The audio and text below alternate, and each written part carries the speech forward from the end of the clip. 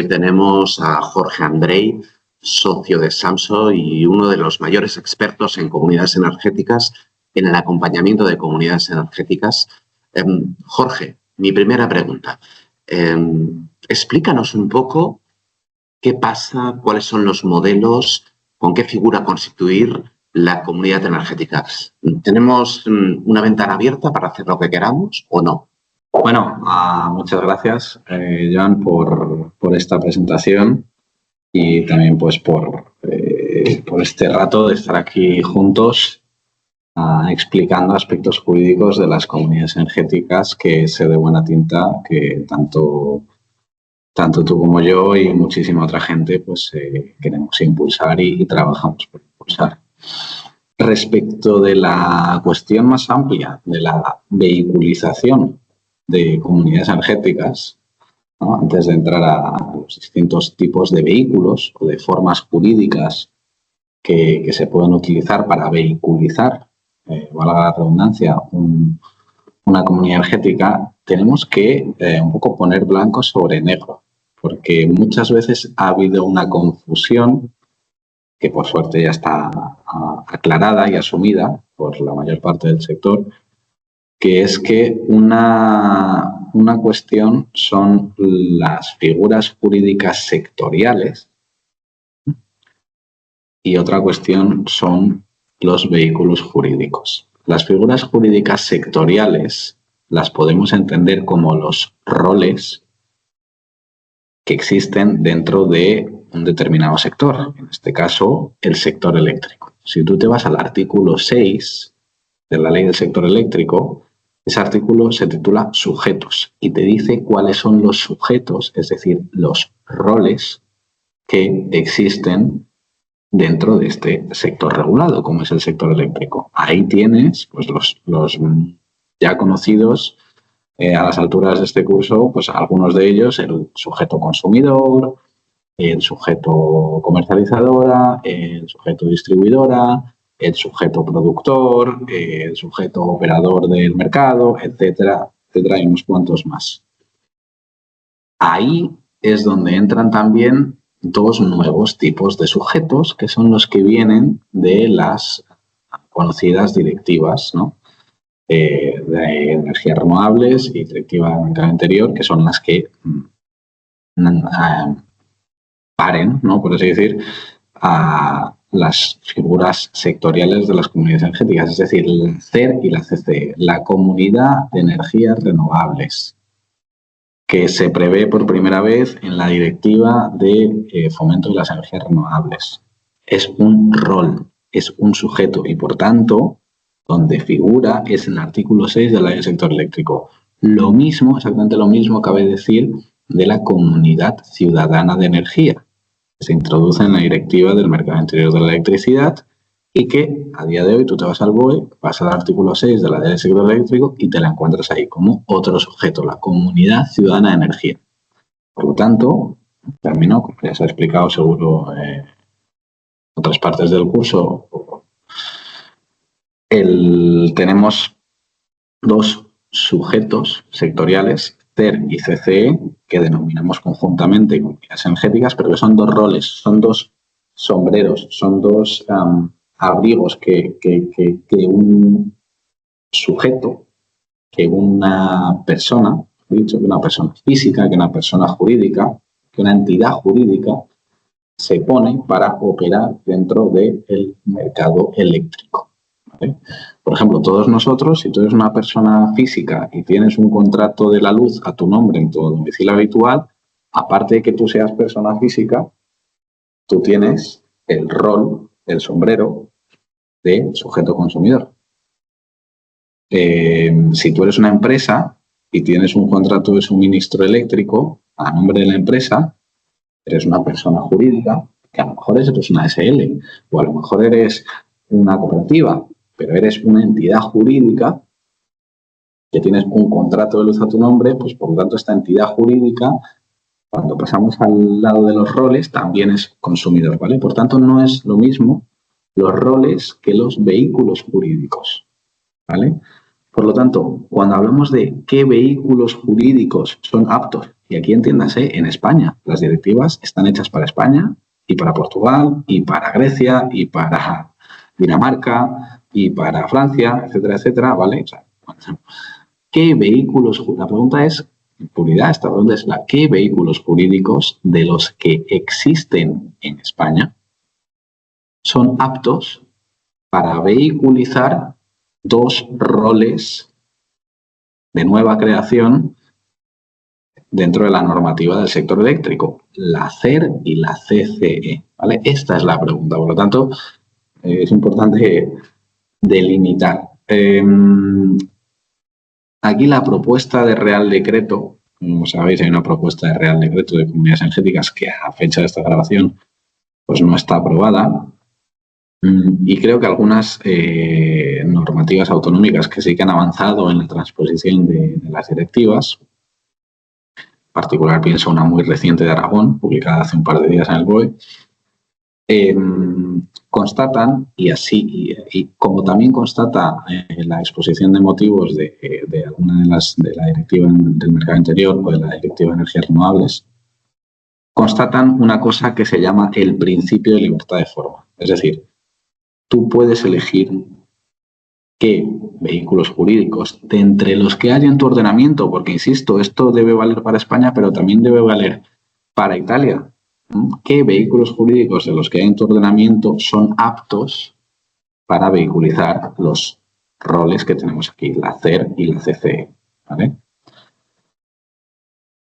Entonces, una vez que tenemos claro esto, podemos pasar un poco a responder la pregunta, ¿no? Pero a responder la pregunta como tal, pero es importante recalcar esto, que existe el principio de libertad de forma. El principio de libertad de forma no quiere decir que todos los vehículos jurídicos que existen en un determinado ordenamiento jurídico puedan servir para vehiculizar la CER y la CCE. Lo que quiere decir es que no caben apriorismos, y que hay que ver caso por caso, tanto a nivel de vehículo jurídico como a nivel de leyes, de ordenamientos que existan en cada Estado miembro.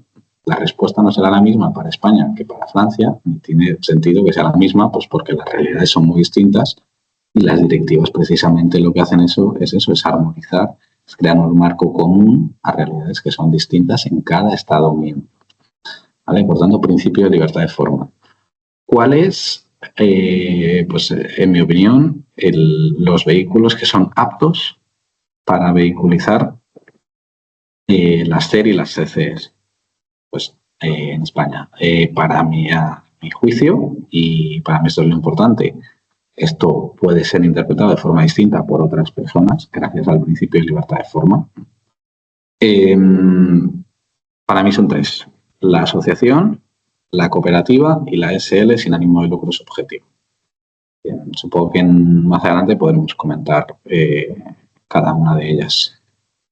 Jorge, nos has hecho un análisis de las diferentes figuras, pero entremos paso a paso. ¿Nos puedes hablar más de la figura de la asociación para constituir una comunidad energética? Bueno, la asociación podríamos decir que es el vehículo más ligero, más ágil, más rápido a efectos de constitución, de nacimiento de ese vehículo jurídico, de esa persona jurídica, de las que tenemos. Por los siguientes motivos. En la asociación no se requiere disponer de un capital social.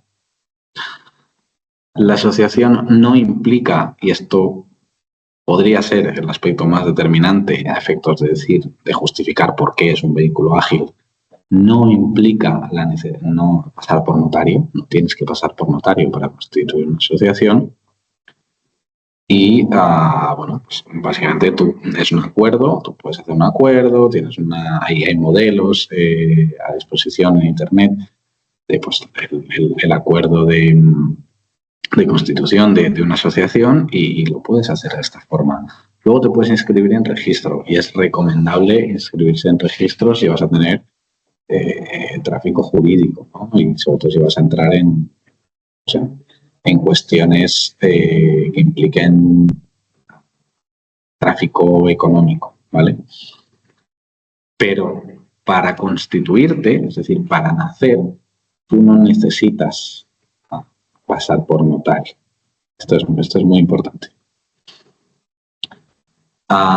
Después, la asociación, pues a nivel operativo, a nivel fiscal, al final cualquier persona jurídica tiene igual.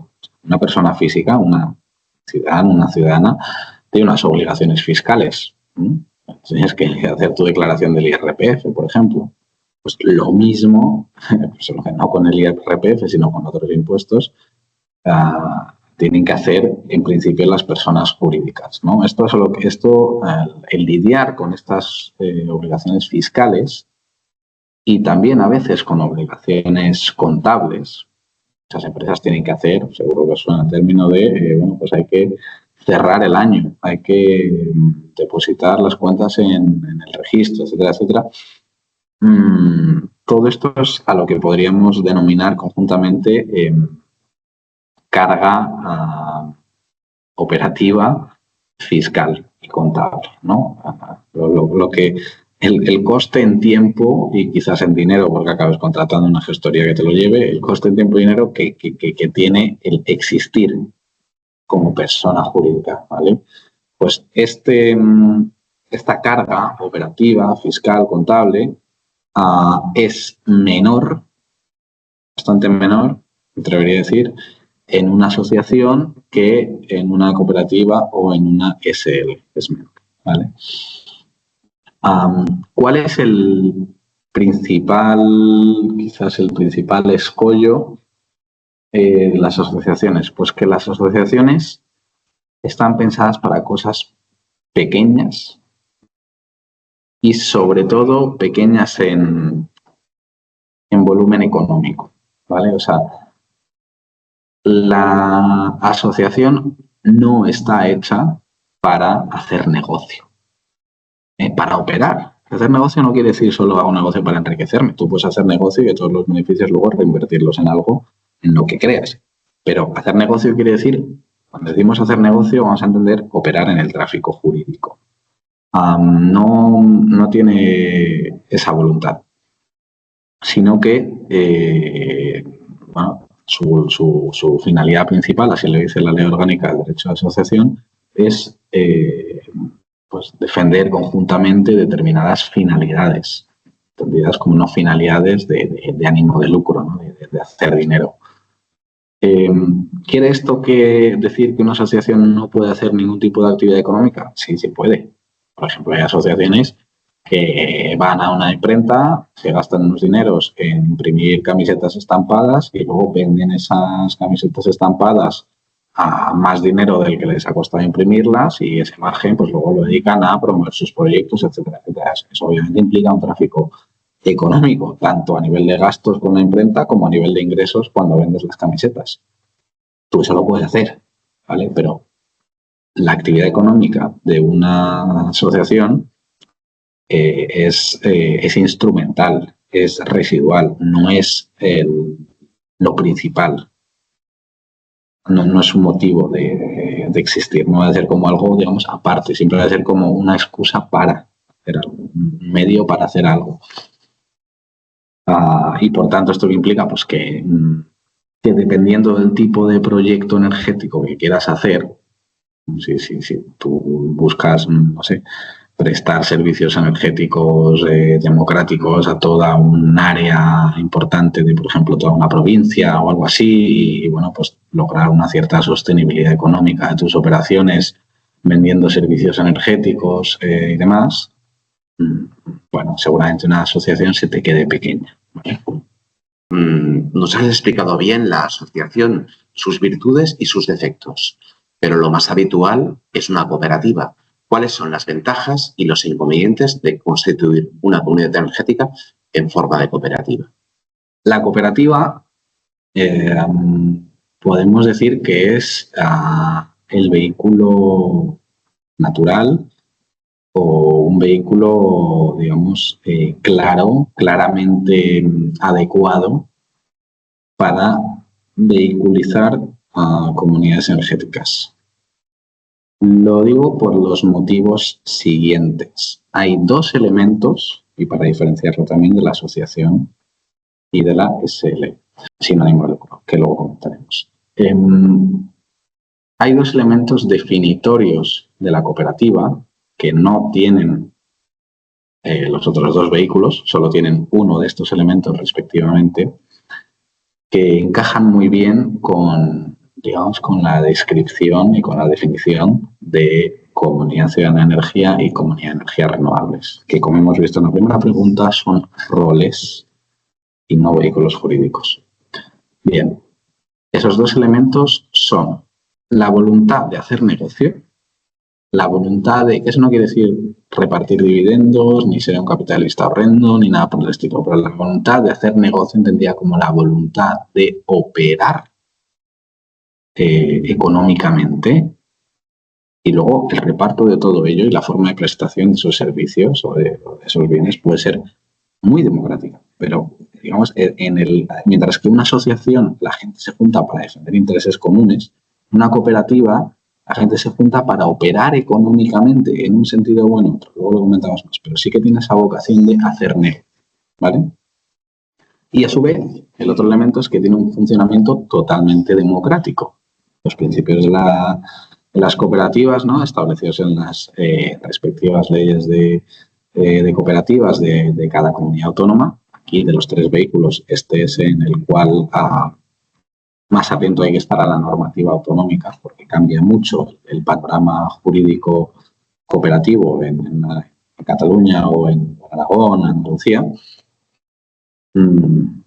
Pero los principios básicos, además hay unos principios básicos internacionales, ¿no?, del cooperativismo, dejan bastante claro que las cooperativas tienen un funcionamiento muy democrático y una voluntad de compartir entre los cooperativistas. Luego tú puedes tener cooperativas que no tengan ánimo de lucro, ¿no?, y que puedan ser incluso oficialmente reconocidas como sin ánimo de lucro, que, como explicaremos después, siempre se entiende sin ánimo de lucro subjetivo, que no objetivo, porque si tú no tienes ánimo de lucro objetivo, si tú no aspiras a cerrar el año ganando dinero en vez de perdiendo dinero, pues seguramente no vivirás mucho económicamente, porque si o vives de subvenciones o si estás en pérdidas constantemente, pues una vez que se te acaba el dinero con el que te habías constituido, ya no vas a poder operar y no vas a poder pagar salarios, ni vas a poder pagar proveedores, ni vas a poder pagar impuestos, ni vas a poder pagar nada, ¿vale? Entonces, esta voluntad de hacer negocio y repartir aquello que haya de forma democrática entre las personas cooperativistas encaja muy bien con esa idea de las directivas, ¿no?, de proporcionar beneficios económicos, medioambientales o sociales a sus miembros en las zonas en las que operan. Entonces, ¿cuál es para mí la principal ventaja de la cooperativa? Es precisamente esa, que te garantiza al mismo tiempo un funcionamiento democrático, sin lugar a dudas, y una vocación económica de operar en la economía. Una cooperativa es una empresa. O sea, quiero decir, aquí tenemos Abacus, es una cooperativa. Som Energia es una cooperativa. Estamos hablando de empresas, de personas jurídicas que facturan, sociedades que facturan mucho y que tienen una contabilidad y que tienen unos responsables financieros y que rinden cuentas, que pagan impuestos, que pagan nóminas, etcétera, etcétera, ¿vale? Entonces, nóminas o equivalentes, ¿no? Luego explicamos en un pequeño paréntesis, hay muchos tipos de cooperativas. En estos vídeos tampoco creo que nos dé tiempo a explicarlo todo, pero hay cooperativa de consumidores y usuarios, cooperativa de trabajo, cooperativa de servicios, cooperativa transversal, cooperativa de primer grado, cooperativa de segundo grado. Luego, además, tienes variaciones respecto a las subtipos de cooperativas que existen en cada comunidad autónoma, ¿no? Pero bueno, que en general las cooperativas pues aportan esto, aportan esa capacidad de operar económicamente en el mercado y un funcionamiento democrático. Al final, en las cooperativas es relativamente fácil entrar y salir como miembro de una cooperativa, y las decisiones de una cooperativa, pues todas las decisiones importantes, ¿no? Pues se toman de forma democrática. Esto se resume muy bien en un principio: una persona, un voto. Es claro: una persona, un voto. Entonces, bueno, pues esto creo que es muy positivo de las cooperativas. ¿Algún contra? Porque algún contra tendrían que tener, si no, realmente todas las comunidades energéticas estarían vehiculizadas como cooperativas si no tuvieran nada contra. Pues el principal de ellos yo creo que es la necesidad de pasar por notario para constituirte. Una asociación no tiene que pasar por notario para constituirse, en cambio, pues la cooperativa sí que lo tiene que hacer. A nivel de lo que hablamos antes en las asociaciones, del volumen de la carga operativa, fiscal y contable y demás, es equiparable, diría, a de una sociedad limitada. Sí, tienes que hacer bastantes cosas si eres una cooperativa, porque eres una empresa. Y bueno, y al final tienes, digamos, esta carga de papeleo, por así decir, y sobre todo el tema de la carga de tener que pasar por notario para una constitución. Esto no es menor, sobre todo si tienes un proyecto pequeñito, un autoconsumo colectivo pequeñito, que también tienes que pasar por notario, todo eso. No, esto lo hemos visto en la práctica, es que luego lo llevas a la práctica y lo ves lo que implica esto, ¿no? Más allá del papel. Pero muchas veces puede merecer la pena. Y lo otro, digamos,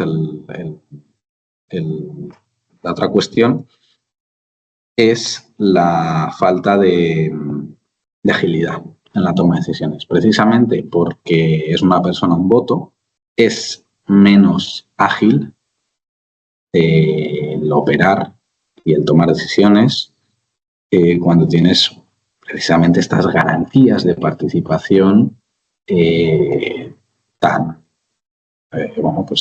claras. Eso te implica una menor agilidad, y a nivel de financiación, quizás por prejuicios del sector financiero, quizás por falta de práctica,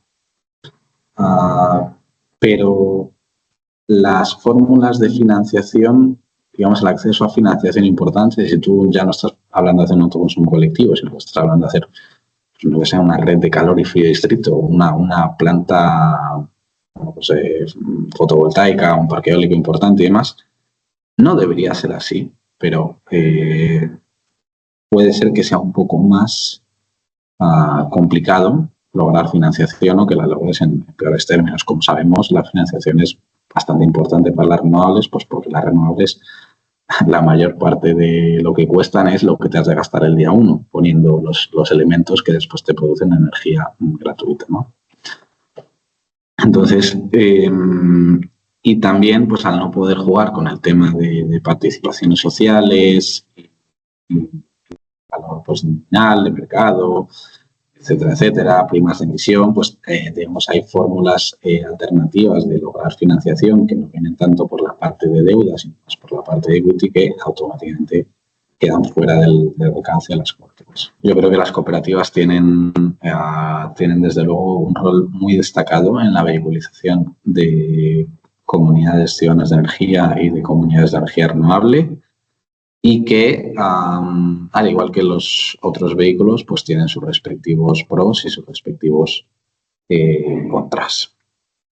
Jorge, y una vez nos has hablado de la asociación y de la cooperativa, ¿y qué pasa con esas figuras clásicas en derecho mercantil, en la operación en el mercado, pero algo atípicas en comunidades energéticas, como puede ser una sociedad limitada? Una sociedad limitada ordinaria, digamos, no podría no es apta para vehiculizar una comunidad energética, una sociedad limitada ordinaria. ¿Qué pasa? Que a veces tenemos tendencia, sobre todo en ordenamientos jurídicos, que tenemos una cultura jurídica un poco continental, ¿no?, por así decir, que es a pensar que solo podemos hacer lo que dice la ley, cuando en realidad es todo lo contrario. Tú puedes hacer todo lo que no te prohíba la ley, pero parece que tenemos en nuestra mentalidad integrado que el BOE me tiene que habilitar expresamente a hacer ciertas cosas, ¿no? Eso, como sabemos, pues no es así. Y si fuera así, muchas iniciativas transformadoras, pioneras, ejemplificantes de transición energética justa y distribuida no estarían, no existirían, ¿no? Entonces, una SL, en mi opinión, una SL puede servir para vehiculizar una comunidad energética siempre y cuando, uno, tenga elementos que aseguren un marco de participación abierto y voluntario, y dos, tenga excluido el ánimo de lucro subjetivo. Como os podéis imaginar, la mayoría de SLs no son así. Pero es que si algo creo que debería caracterizar a los proyectos y a las personas que trabajan en la transición energética es no ser como lo que es normal y buscar alternativas e intentar impulsar las finalidades que creemos más allá de etiquetas, ¿no? Y no sé cómo decir, de sectarismos, ¿no? Y de apriorismos. Lo que importa son las finalidades y lo que logras conseguir en la realidad, el impacto real, el impacto verbal que se queda en nada, ¿no? Las palabras se las lleva el viento, como se suele decir. Entonces, fijaros, una asociación nace de un contrato de asociación. Una cooperativa nace también de un contrato de creación de una cooperativa que pasa por notario. Una SL también nace de un contrato de sociedad, o sea, un contrato de sociedad que también pasa por notario. Todo esto son contratos. En los contratos tenemos una cosa que se llama la libertad de pactos, porque aquí, recordemos una cosa, aunque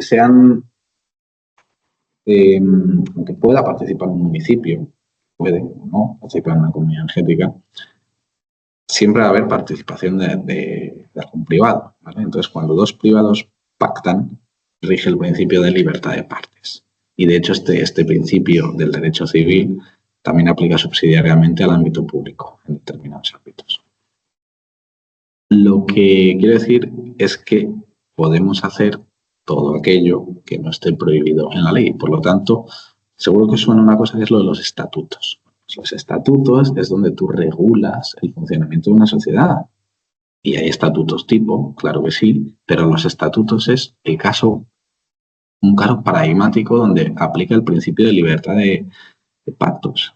Que es que tú puedes, en tus relaciones, cómo te quieres relacionar con otras personas, tú eres libre de decidir qué formas quieres fijar. Por lo tanto, ¿eso qué quiere decir? Que en los estatutos de una SL, pero también de una asociación y también de una cooperativa, tú puedes establecer reglas que sean distintas de lo que hace la mayoría o de lo que pensamos que es normal, ¿vale? Entonces, una SL en la cual tú estatutariamente, para hacer una analogía, los estatutos de un vehículo jurídico serían la Constitución, ¿no? Como es la Constitución española en el ordenamiento jurídico español, no hay ninguna ley que pueda ir contra la Constitución, etcétera, etcétera, ¿no? Lo máximo tal, pues por analogía, en una sociedad, en una SL, en una cooperativa, en una asociación, en lo que se refiere a las relaciones entre sus miembros con la sociedad, los estatutos serían la Constitución, ¿vale? El equivalente a la Constitución. Entonces, tú estatutariamente, al momento de crear y al momento de hacer nacer una sociedad limitada, y como sabemos, pues hay ejemplos prácticos que han conseguido pues, proyectos bastante potentes y muy innovadores y muy bonitos, me atrevería a decir, bajo esta forma. Tú cuando haces unos estatutos,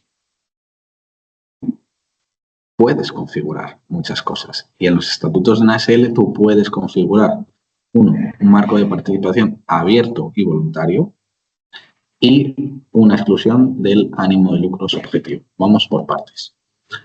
Un marco de participación abierto y voluntario presupone que uno de tus socios, al cual estatutariamente le puedes garantizar un porcentaje mínimo de unos derechos de veto, un porcentaje mínimo ya va a tener derecho de veto en función de las mayorías que tenga, tú puedes garantizar estatutariamente que uno de tus socios sea una asociación, por ejemplo, una cooperativa, pero como estamos tratando de simplificar, vamos a hacer asociación. Y que en esa asociación pueda entrar toda la agilidad propia de una asociación quien quiera. Y además vas a poner estatutariamente que los miembros de esa asociación tengan los mismos derechos que respecto a las actuaciones energéticas que se refiere que haga el vehículo jurídico Comunidad Energética SL, que tengan acceso en igualdad de condiciones. Y, obviamente, podrán establecer vetos en la gobernanza y podrán decidir lo que se hace o no se hace por parte de esa SL de forma democrática, porque si esa asociación tiene poder de veto, lo que se hable en la asamblea de la asociación se va a trasladar al Consejo de Administración, en el cual van a tener mayoría de bloqueo o suficientes votos, garantizado, insisto, estatutariamente, para decidir qué se hace y qué no se hace, ¿vale? Elemento número 1. Elemento número 2. Estatutariamente, y esto, fijaros que cuando lo hicimos bueno, no quiero dar los nombres específicos, pero son conocidos, ¿no? No sé si saldrán a lo largo del curso o no. Esto incluso hubo que comentárselo a algún notario que no lo veía claro y tuvimos que enseñarle la resolución de la Dirección General del Registro de Notariado que decía que sí que es posible. Es posible que una SL, algo en apariencia, recordemos, muchas veces la gente se guía por apriorismos y por asunciones. Es posible que algo tan a priorísticamente capitalista como una SL pueda ser sin ánimo de lucro. ¿Eso tiene algún sentido? Pues resulta que sí.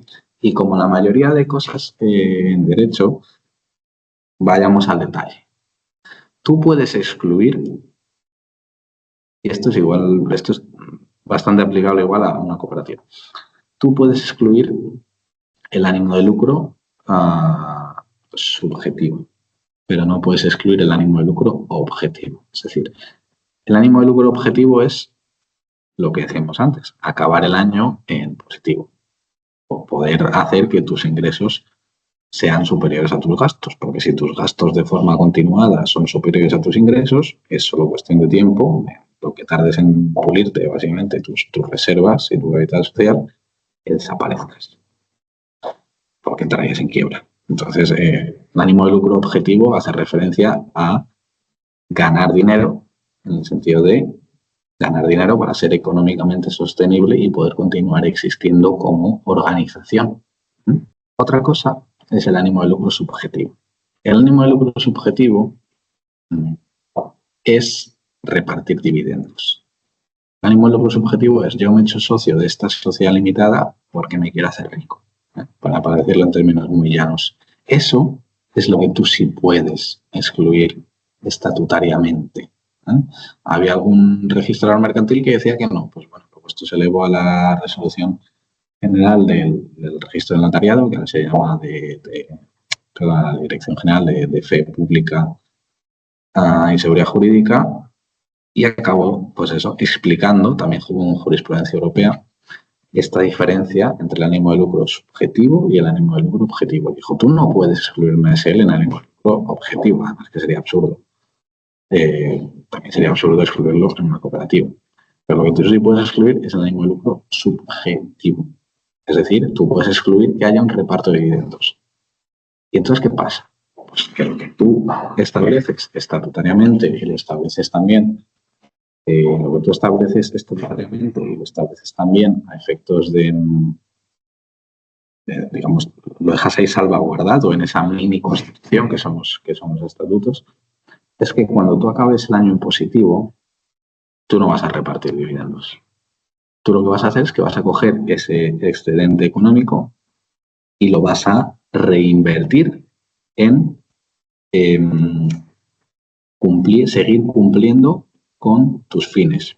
Si tú entre tus fines tienes a impulsar la transición energética justa y distribuida, por ejemplo, ofrecer beneficios económicos, medioambientales, sociales a las áreas en las que operas y a tus miembros y demás, la transición energética, si de verdad la queremos hacer y no queremos que nos pase, que caiga en el olvido o que nos pasen por la derecha, pues todos los actores que siempre han mandado en el sector energético, es importante que no nos guiemos, que los apriorismos no sean nuestro faro, ¿no? Pienso. Pues aparte de que sea un vehículo más conocido y con el que también es más fácil obtener financiación, tú tienes acceso a las fórmulas de financiación no solo en deuda, es decir, que te preste en un banco o quien sea, sino también en opciones de equity. ¿Vale? Es decir, que alguien te pueda entrar en el capital social poniendo mucho dinero. Si ese alguien además pues está dispuesto a firmar esos acuerdos y asumir que no va a tener dividendos y demás. Entonces, también luego hay pues, todo el tema de pacto de socios, la gobernanza de una SL pues es bastante más ágil. Entonces, yo creo que para determinados casos esto puede ser también bastante interesante. Y para vehiculizar la entrada de municipios en el vehículo, el municipio también puede ser parte de una cooperativa, pero digamos que las sociedades mixtas, hay mucho precedente, hay mucha experiencia y hay muchos formatos, mucha agilidad posible y mucha libertad de configuración posible en las empresas de capital mixto público-privadas, que suelen ser SLs, en las cuales el capital social es mayoritaria, pertenece también al ayuntamiento. Pues digamos que aquí, igual que a un banco le va a sonar menos raro prestarle dinero a una SL que a una asociación o que a una cooperativa, cuando hablamos de constituir un proyecto ambicioso a nivel de ciudad que ha de ser capaz de hacer muchas cosas y de operar el tráfico jurídico, del cual el ayuntamiento quiere ser parte, no mayoritaria, pero sí que quiere ser parte, a lo mejor tener minorías de bloqueo. Igual que el banco termina menos raro, seguramente en el ayuntamiento los jurídicos y los responsables de estos temas también les encaje mejor o tengan más experiencia si es una sociedad mercantil de capital mixto, que es lo que sería. Por tanto, creo que estos son algunas pinceladas de los pros y los contras de este vehículo y obviamente se trata de un tema amplio, podríamos estar hablando horas y horas de cada uno de los aspectos que hemos tratado y de los que no hemos tratado, pero esto sería el resumen del apasionante y, por supuesto, complejo tema de la vehiculización de comunidades energéticas. Bien, gracias y por vuestra atención y ánimo y hasta luego.